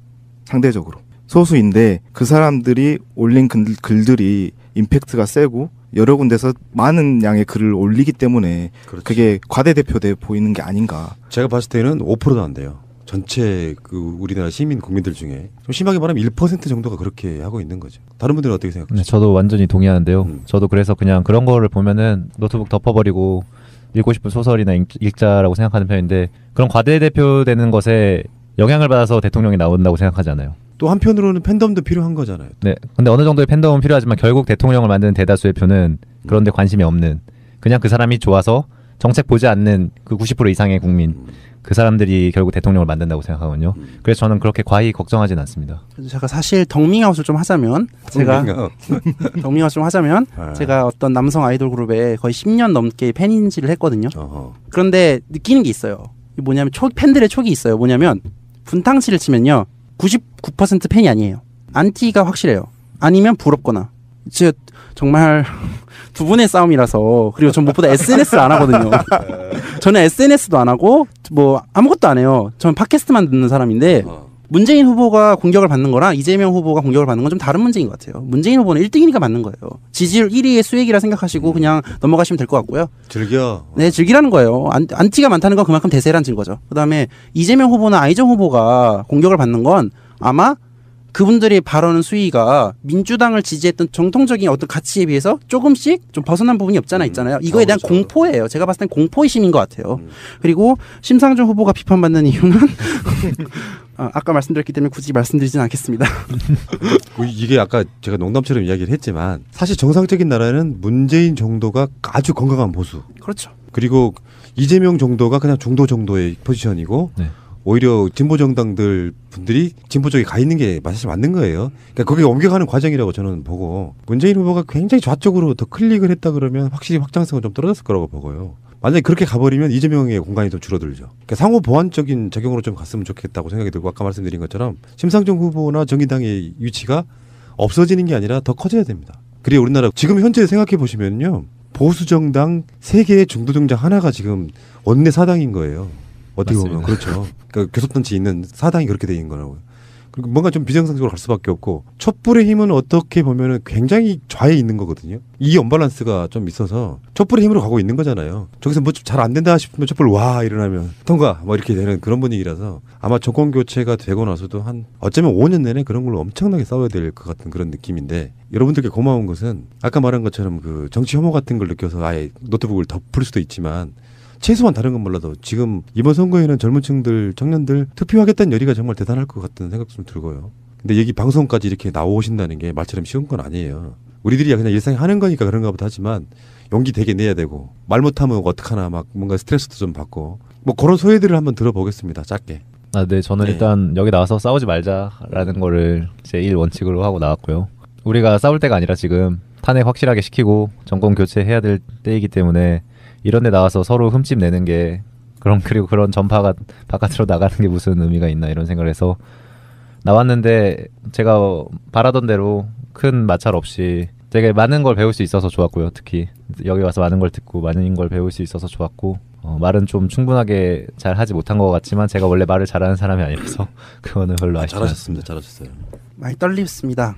시작할 때부터 지금도 많이 떨리고요. 저는 당원이 아니거든요. 당원도 아니고 원래 보수적인 인간이다 보니까 내가 정의당을 지지한다고 토론에 나와서 했을까 자격지심이 정말 많았습니다. 그러다가 이제 이 정책을 조사하면서 좀 더 많이 감명을 받았던 것 같아요. 진보당에 대한 편견을 깨보자. 진보당이 국방과 외교 정책이 정말 탁월하다. 문재인, 이재명보다도 훌륭하다고 자부심 있게 말할 수 있거든요. 탈핵에 대해서 이런 인기 없는 공약, 탈핵, 환경, 노점 이런 것도 빼먹지 않고 가는 섬세함. 진보정당답다. 진보정당에 대한 편견을 없애보자라는 식으로 나왔었어요. 그리고 지지자분들에 대한 편견도 많이 사라진 것 같아요. 저 정말 이재명 지지자 나온다 했을 때 많이 떨었거든요. 왜냐면 왜요? 이게 팬덤 문화의 특징인데요. 저도 이거 하다 보니까 자기 가수 좋아하면 팬들도 그 가수처럼 따라하게 되거든요. 이게 정치도 비슷해져요. 자기가 좋아하는 정치인에 닮아져요. 근데 이재명 시장님에 대해서 저도 영상으로만 보다 보니까 공포가 좀 있었죠. 선입견이죠, 뭐. 네, 정말 많아요. 저는 그런 선입견이 정말 많은 사람인데 많이 깼어요 이번 기회에. 그래서 제 자신에 대해서 반성할 수 있는 진보 정치에 대해서 조금은 홍보할 수 있었던 좋은 기회인 것 같습니다. 이과요? 네, 방금 팬덤에 대해서 말씀해 주셨는데요. 제가 나온 이유도 마찬가지예요. 약간 닮아 있는데 이재명 지지자들이 과격하다라는 오해를 많이 받고 있는 것 같더라고요. 그게 정말 안타까웠어요. 그래서 제가 나와서 이재명 지지자들도 합리적으로 지지할 건 지지하고 비판할 건 비판하고 서로 싸우지 않고 정권 교체와 더 나은 대한민국을 위해서 항상 고민하고 있다. 이런 것들을 알려주고 싶었고요. 사실 제가 이재명 후보를 지지한 것도 그렇게 오래되지 않았고 사실 이재명 후보의 그 정책이나 공약에 대해서 아직 공부도 많이 부족해서 혹시 마이너스가 되지 않을까 이런 또 걱정을 한번 해보고요. 아무튼 오늘 그 문재인 지지자분하고 심상정 지지자분 만나서 서로 이제 얘기할 수 있어서 좋았고 제가 아까 말씀드렸듯이 제가 정책 공부가 좀 많이 부족했어요. 이재명 후보에 대해서. 그래서 제가 그 이재명 후보를 지지하시는 분들께 꼭 권해주고 싶은 그 책이 하나 있어서 좀 소개드리고 싶은데요. 김세준 씨가 지은 이게 나라다. 라는 책이 있어요. 우리 이게 나라다. 예, 이게 나라다. 우리 촛불 전국에서 이게 나라냐 이런 말 많이 나왔었잖아요. 그래서 정말 어떤 게 나라인지 그 이재명 후보의 공약을 중심으로 써 내려간 책인데요. 다시 한번 말씀드릴게요. 혹시 출판사에 나오신 건 아니죠? 김세준 씨가 지은 이게 나라다라는 책인데요. 책 표지에 세월호 리본도 걸려 있네요. 예. 이 책을 보고 제가 이재명 시장의 공약을 많이 공부하게 됐거든요. 정말 좋은 시간이었고요. 사실은 우리가 이렇게 해서 민주주의를 배우는 거라고 생각해요. 서로 간의 의견 존중해주고 어떤 분들이 계속 저한테 이간질을 시켜요. 서로 쌈 좀 붙여보지 왜. 근데 저는 그런 상품으로 만들고 싶진 않아요. 방송을. 얼마든지 훈훈한 가운데서도 뭔가 잔잔한 감동이 있을 수 있는데 마치 투견하듯이 막 싸움 붙이는 것을 상품으로 생각하는 못된 언론들이 있습니다. 그것에 반대하고요. 자, 여러분들의 이런 한마디 한마디가 결국에는 건강한 정권교체의 밑거름전 될 거다라고 생각이 들고 오늘 나오셔서 감사드리고요. 다음에 또 다른 어떤 의미에서 이렇게 만날 기회가 분명히 있을 겁니다. 제가 약속드릴게요. 수고하셨습니다. 고맙습니다. 감사합니다.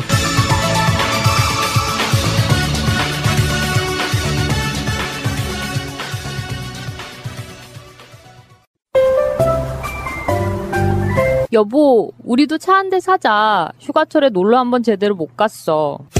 우리가 돈이 어딨냐? 그리고 딜러들 믿기도 힘들고 말이야. 이번에 새날에서 광고하는 중고차 이야기 한번 가보자. 중고차 이야기? 허위 매물 없는 200% 품질 보증제를 실시하는 곳이래요. 중고차 이야기를 검색하세요. 1666-8546 나는 중고차 이야기에 차 팔러 가야지. 자네 당이라며? 당하면 생각나는 식품 있지 않아? 여주? 오호, 잘하는데. 여주는 천연 인슐린이라는 별명을 갖고 있어. 그 여주를 주원료로 제주 조리대, 양파, 귀리, 보리, 뽕잎 등을 배합해서 만든 당 스마트백을 먹어봐. 당을 유지하는 데 도움을 준다는 뜻이라는데 당 스마트백. 자네 부인 겨울에 찬바람이 나면 콜록콜록이 심하다면서? 그러면 생각나는 식품 있지 않나? 배? 도라지? 맞아. 그 도라지와 배즙을 주 원료로 대파, 생강, 무 등을 배합해서 만든 도라지 배즙 감뚝을 드시게 해봐. 당 스마트백 도라지 배즙 감뚝 출시 이벤트를 시작합니다. 모두 국내산 재료를 사용하여 만들었습니다. 건강을 위한 명인의 손길, 명인 힐링푸드를 검색하세요. 1588-6452 결혼기념일이라고 남편이 꽃을 사왔더라고. 아, 행복하겠다 언니. 차라리 돈으로 주지. 먹을 수도 없고 나중에 버리기도 힘들고 말이야. 그러나 마음을 전할 때 꽃보다 좋은 것은 없습니다. 인생에 있어서 돈이 전부는 아닙니다. 꽃은 기쁨과 슬픔을 함께합니다. 새가 날아든다와 연대하는 전국 꽃배달 자미원 꽃집 010-3608-7576 여보 고마워. 노무사님 오늘 어떤 주제 말씀해 주실 건가요? 지난주 고용보험 2탄입니다. 와. 이번에는 육아휴직 이야기를 해보려고 해요. 아무래도 우리 직장 다니시는 분들은 직장 다니면서 아기를 낳고 이러다 보면은 과거에는 같이 대가족 시대 때는 직장 다니면 이게 되면은요 일반적으로는 그만두거나 회사를 아니면은 아기를 뭐 집안 어르신이나 할머니 할아버지께서 돌봐주시기도 했는데 이제 핵가족이 되어 가면서 이제 집안 누구에게 맡기기가 어렵고 특히나 이제 태어난 지 얼마 안 된 아기 같은 경우는 아무래도 어머니가 직접 이제 키우는 필요가 많기 때문에 휴직이 좀 많이 필요합니다. 그런데 과거에는 8, 90년대 초반 때까지만 해도 굉장히 흉용했죠. 일단 여성 근로자가 결혼을 하면은 퇴사하는 것을 당연시해왔던 문화들이 있었죠. 현재까지도 일부 모 회사들은 아직도 그런 경우들이 있고요. 하지만 이것이 이제 결정적으로 바뀌게 된 계기가 있었습니다. 바로 2002년에 노무현 대통령이 되면서 그때 내건 공약 중에 하나가 뭐냐면 국가가 아기를 키워드리겠습니다.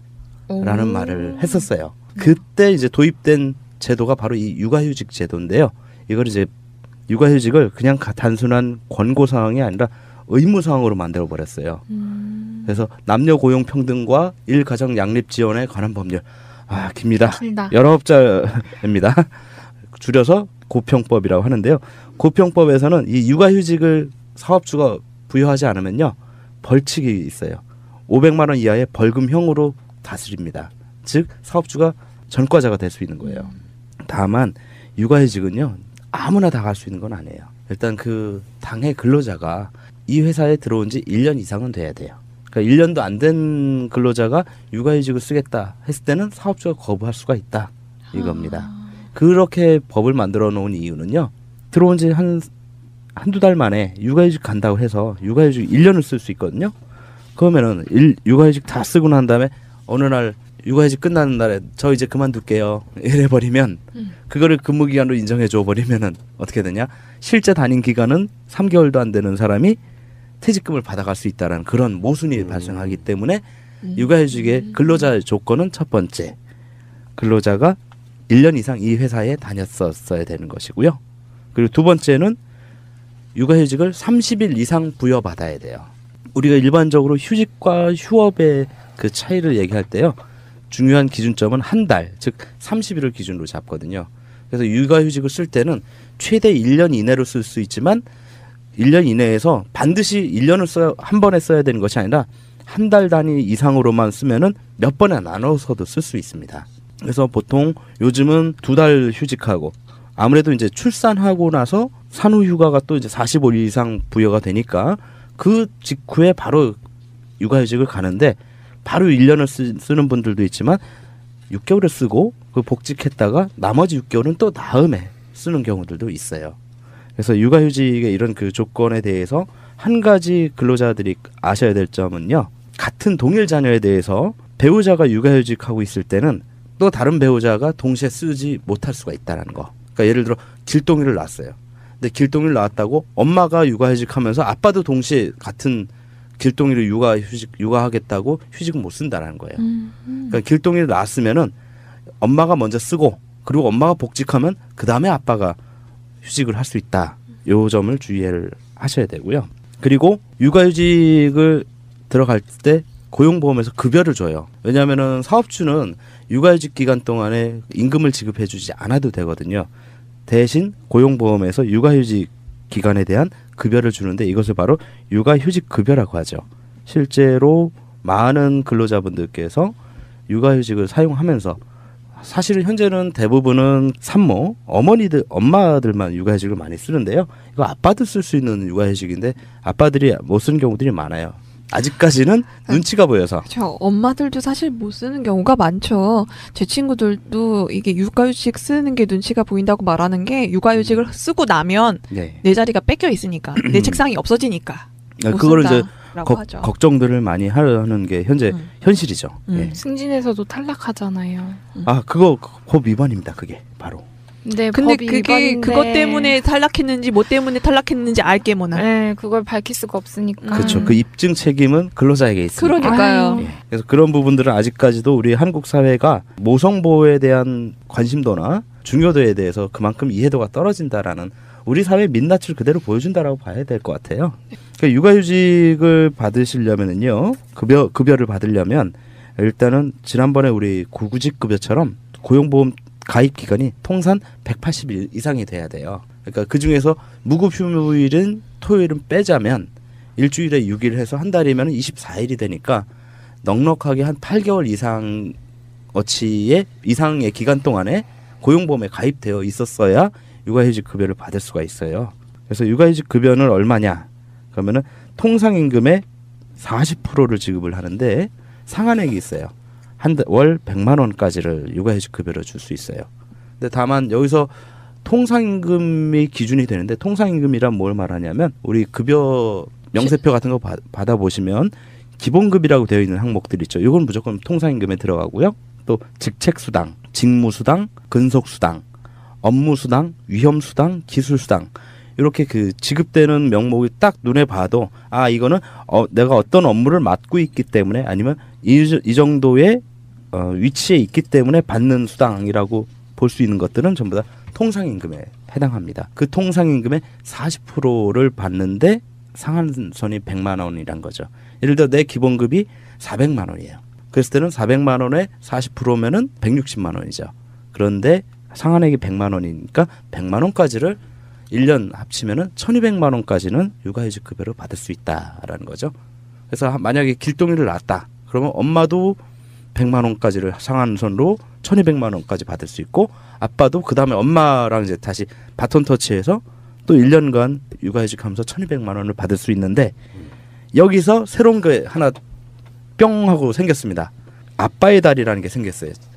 정확한 명칭은 육아휴직급여 특례인데 육아휴직급여는 방금 말씀드린 것처럼 100만 원을 한도로 자기 통상임금의 40%까지를 받는데 두 번째 동일한 아기를 육아휴직할 때 두 번째로 들어가는 휴직자에게는 3개월 동안 12개월 중에 3개월 동안은 통상임금의 100%를 150만 원 상한선까지 지급을 해줘요. 그럼 이 얘기는 상한선인데 100% 지급한다는데 150만 원밖에 안 줘? 예. 150이 중요한 거네요. 그렇죠. 150만 원이 중요한 거예요. 근데 자기 그 통상임금의 100%가 150만 원이 안 되면은 그 금액을 그냥 받는 거고, 즉 기본급이 예를 들어 120만 원이다 하면은 3개월은 그 120만 원을 받고 나머지 기간 동안은 100만 원으로 받는 거죠. 이것이 이제 아빠의 달인데 왜 아빠의 달이라는 명칭을 썼냐?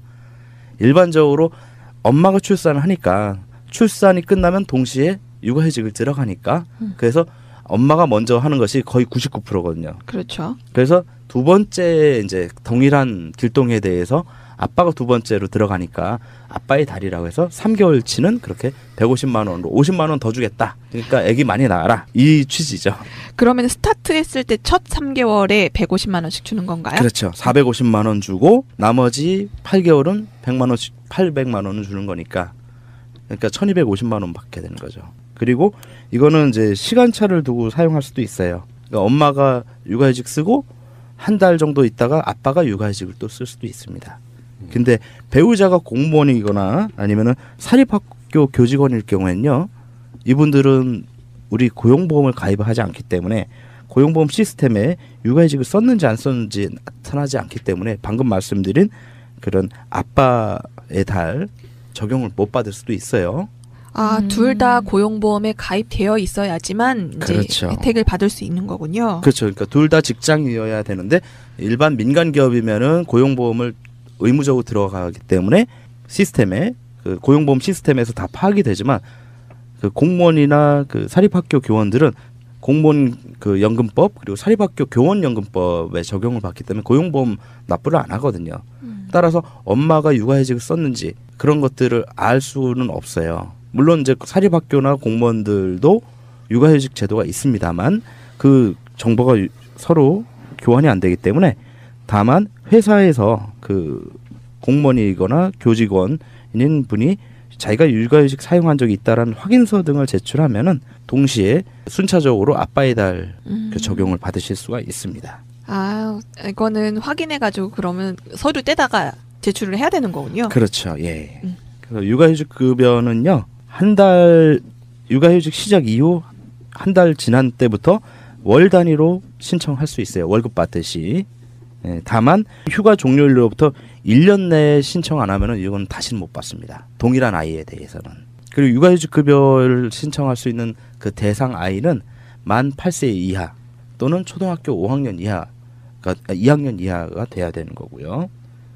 그 사업주한테는 어떤 혜택이 또 있습니다. 육아휴직을 보냈을 때 사업주는 그 사람이 빠짐으로 인해서 업무에 공백이 생길 수밖에 없잖아요. 그래서 다른 사람을 대체를 해서 써야 돼요.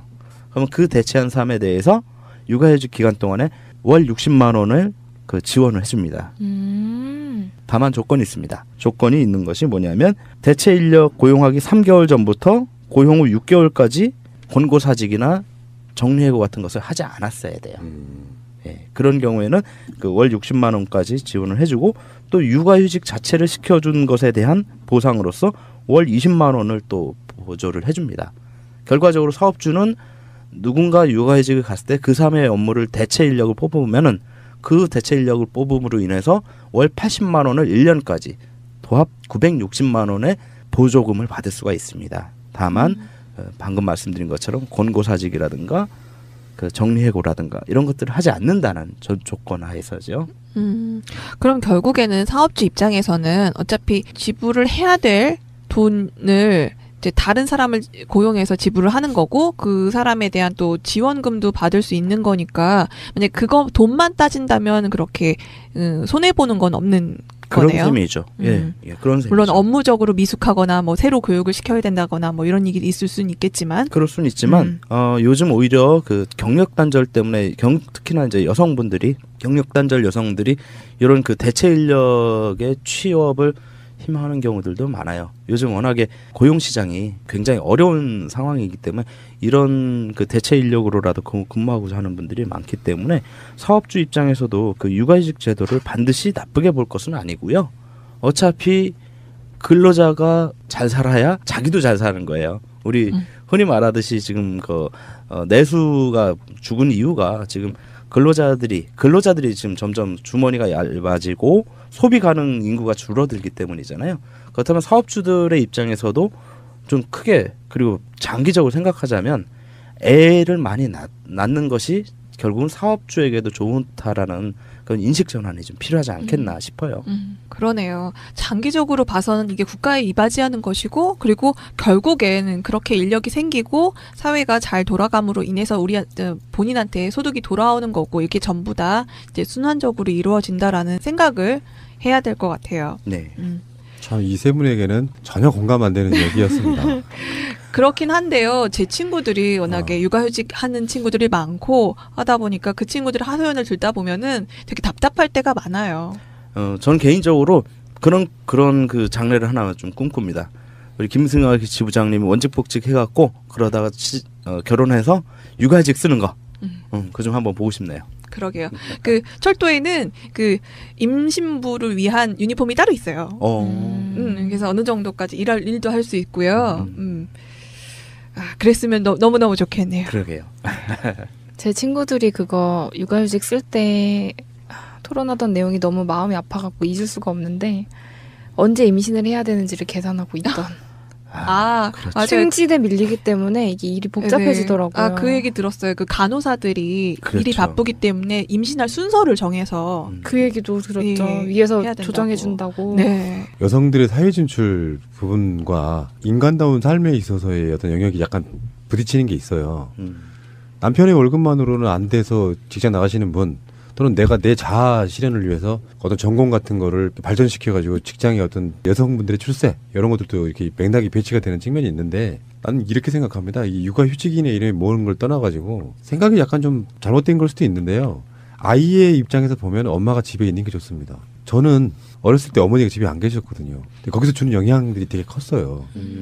그래서 사회가 이제 완벽한 이상형으로 바뀌는 것을 바라는 어떤 마음이겠지만 남편이 직장을 잃어도 어떤 기본소득이라든지 등등으로 이렇게 보전을 받을 수 있고 그리고 그 아까 뭐 실업급여 저번에 고용보험 이런 걸로 받을 수 있고 여자분 밖에 나가서 일을 하겠다 하시는 분들 빼고 궁여지책으로 밖에 나가서 일을 하시는 분들이 집안에서 정말 육아만 할 수 있게끔 국가가 도와주는 측면도 좀 있었다고 생각해요. 그렇죠. 아이를 키우는 그 어떤 기간 동안 내가 그랬다니까 지금도 잊을 수가 없어요. 어머니 한 달에 하루 쉬었어 하루.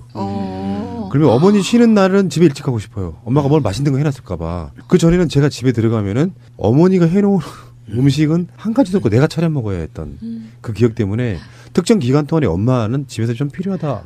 그렇죠. 저도 또 공감을 해요. 진짜 근데 그렇게 하고 싶지만 여자들도 아이를 낳고 정말 내 아이 내가 키우고 싶지 누가 일을 하러 사실 뭐 나가고 싶은 사람도 있겠지만 정말 본인이 키울 수 있는 여건이 되면 너무너무 좋겠죠. 그런데 그러니까 사회적 지향점은 육아휴직을 막 발전시키는 게 아니고 정말 내가 내 전공으로 뭔가 사회적으로 성공하고 싶다 하시는 분들을 제외하고 궁여지책으로 돈을 버시는 분들은 그 돈을 사회적으로 보전을 해주고 가정에서 엄마 역할을 할 수 있게 도와주는 것도 나쁘지 않다고 생각한다는 거죠. 그렇죠. 그런 부분은 뭐 기본 소득이나 이런 부분으로 계산할 수도 있는 거고 왜 북유럽에 보면은 뭐 장관이 애 안고 나와가지고 안건 발표하고 막 이렇게 하잖아요. 근데 그런 것도 너무 멋있던데요. 그렇죠. 그리고 또한 지금 우리 고용보험 측면에서 이걸 발전시켜 보자면 우리 그 정권 교체 싱크탱크에서도 나온 말인데 그거를 이제 우리는 현재 구직급여 내지는 뭐 실업급여라는 개념이 아니라 선진국처럼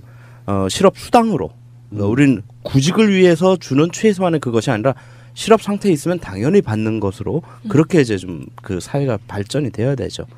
근데 아직도 기득권들의 생각은 복지를 주면은 게을러진다라고 생각하는 그런 그 기득권 세력들이 아직도 좀 많아서 그게 좀 벽이 많습니다. 여자들이 사회 진출을 하면서 남자들은 쉬고 싶을 때 쉴 수 있는 권리가 같이 이게 생겼더라면 얼마나 좋았을까. 그런 게 너무 아쉬워요. 저는 개인적으로는 이제 남편이 집에 있었으면 좋겠다는 생각을 하거든요. 새가 날아든다 팟빵 1, 2 채널 유튜브 새가 날아든다 구독하기를 꼭 눌러주세요. 구독하기를 하시면 정말 새가 날아갈 수 있는 힘을 주시는 겁니다. 구독하기는 공짜입니다.